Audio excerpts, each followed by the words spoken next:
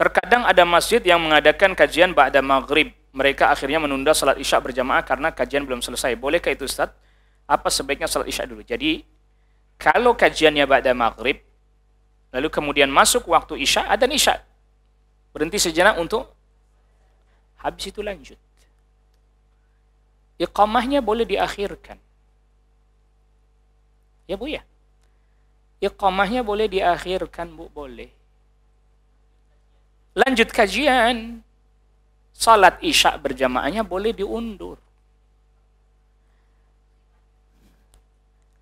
Pernah dengar Bu hadis di mana Rasul sallallahu alaihi wasallam waktu salat isya para sahabat nunggu sampai ketiduran terkantuk-kantuk, ada yang nyender, dan Rasul masih di rumah, itu nggak ada kajian.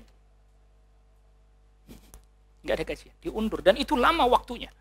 Diundurnya lama sampai malam.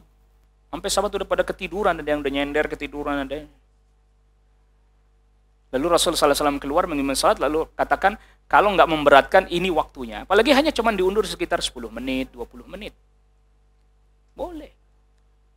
Makanya kita tuh kadang ada sebagian orang, jangan azannya yang diundur, itu yang problem.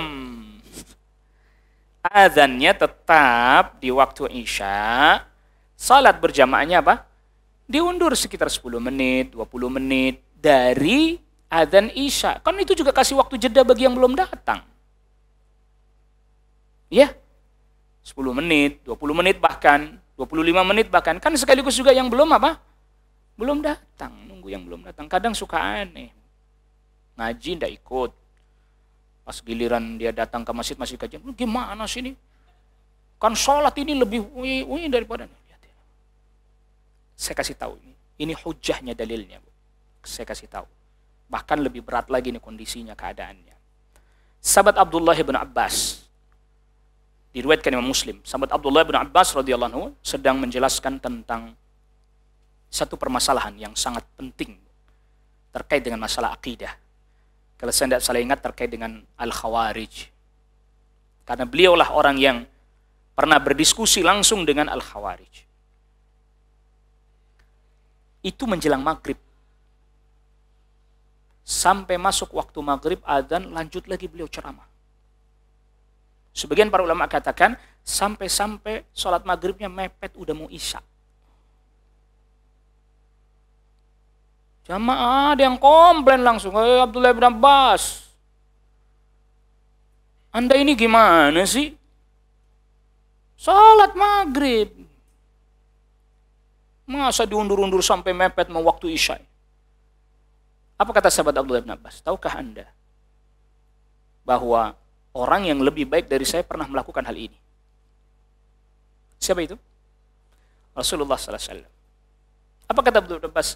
Beliau pernah menjamak salat tanpa perjalanan, tanpa hujan, tanpa ada kesulitan apapun.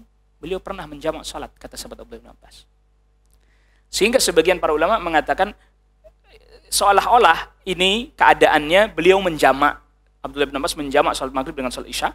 Sebagian para ulama lagi mengatakan tidak menjamak sebenarnya, cuman waktu maghribnya diundur sehingga mendekati waktu isya.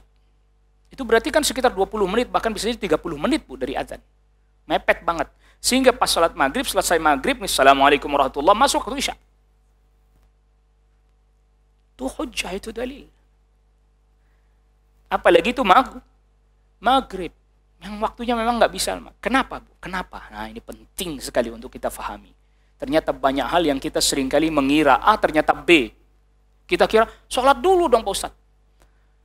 Satu, apabila pembahasan itu misalnya sedang membahas tentang masalah akidah yang kerancuan-kerancuan, dia menyebutkan kerancuan-kerancuan harus luruskan. Kalau ditunda Bu penjelasannya, itu keburu rancu. Satu, orang harus dapat penjelasannya seketika itu juga, ibaratnya obatnya harus dikasih saat itu juga, ditunda. Maka kerancuan terjadi. Kedua, orang yang ikut di awal kemungkinan besar pulang Bu, habis sholat isya, betul? Sehingga dia tidak mendapatkan obatnya. Pulang bawa kerancuan dan kebingungan. Pulang. Ditambah lagi, itu sudah saya buktikan. Adzan isya, kita salat dulu. Habis sholat isya kita mulai, bubar bu, sisa cuma 3 orang. Sedangkan yang kita bahas belum tuntas. Itu berarti dia pulang bawa ilmu yang nggak tuntas, bawa informasi yang nggak tuntas.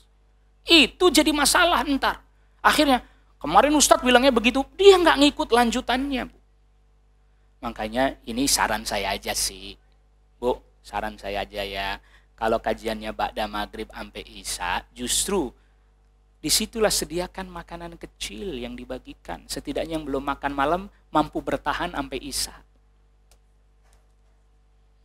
Ya, setidaknya mampu bertahan sampai apa? Isya. Karena lapar dia mungkin. Kasihlah makanan kecil, jadi dia sambil ini makan. Oh. Jelas ini ya? Azan. Di Masjid Nabawi juga begitu, Bu.